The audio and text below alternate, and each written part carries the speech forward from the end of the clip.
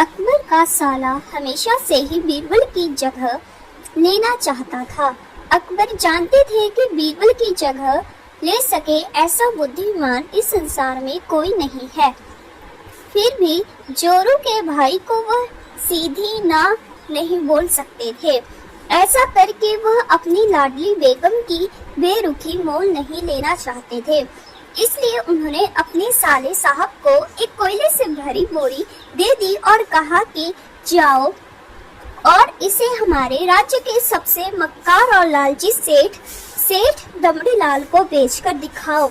अगर तुम यह काम कर गए तो तुम्हें बीरबल की जगह वजीर बना दूंगा।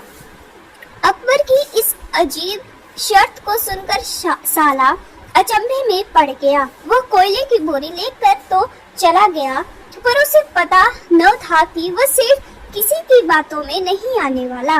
ऊपर से वह उल्टा उसे ही चूना लगा देगा। हुआ भी यही। सेठ दमड़ीलाल ने कोयले की बोरी के बदले एक ढेला भी देने से इनकार कर दिया। साला अपना सा मुंह लेकर महल वापस लौट आया और अपनी हार स्वीकार कर ली। अब अकबर ने वही काम बीरबल को करने को कहा। बीरबल कुछ सोचे और फिर बोले कि सेठ दमड़ीलाल जैसे मक्कार और लालची सेठ को यह कोयले की बोरी क्या मैं सिर्फ कोयले का एक टुकड़ा ही 10,000 रुपए में बेच आऊंगा। यह बोलकर वह तुरंत वहां से रवाना हो गए।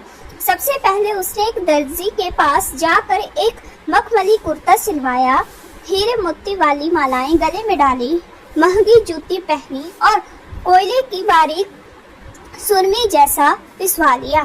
फिर उसने पिसे कोयले को एक सुरमे की छोटी चमत्कार डिब्बी में भर लिया। इसके बाद बीरबल ने अपना भेष बदल लिया और एक मेहमान घर में रुककर इतिहासकार दे दिया कि बगदाद से बड़े शेख आए हैं जो करिश्माई सुरमा बेचते हैं, जिसे आंखों में लगाने से मरे हुए पूर्वज दिख जाते हैं और यदि उन्होंने कहीं कोई धन गाड़ा है तो उसका पता बताते हैं।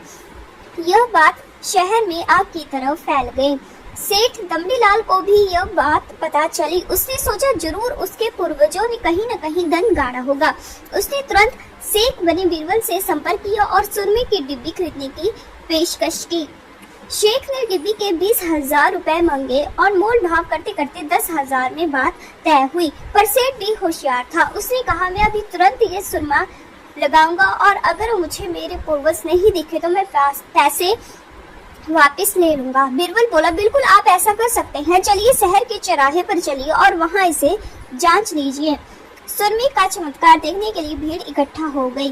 तब बीरबल ने ऊंची आवाज में कहा यह सेठ अभी ये चमत्कारी सुरमा लगाएंगे और अगर ये उन्हीं की औलाद हैं जिन्हें अपना माँ बाप समझते हैं तो इन्हें इनके पूर्वज दिखाई देंगे और गड़े धन के बारे में बताएंगे।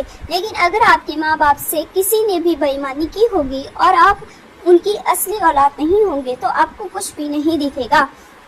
और ऐसा कहते ही बीरबल ने सेठ की आंखों में सुरमा लगा दिया। फिर क्या था, सिर खुजाते हुए सेठ ने आंखें खोली। अब दिखाना तो कुछ था नहीं, पर सेठ करे भी तो क्या करे। अपनी इज्जत बचाने के लिए सेठ ने 10,000 बीरबल के हाथ थमा दिए और मुंह फुलाते हुए आगे बढ़ गए। बीरबल फौरन अकबर के पास पहुंचे और रुपए थमाते हुए सारी कहानी सुना दी। अकबर का साला बिना कुछ कहे अपने घर लौट गया और अकबर बीरबल एक दूसरे को देखकर मन मुस्कुराने लगे। इस किस्से के बाद फिर भी अकबर के साले ने बीरबल का स्थान नहीं मांगा।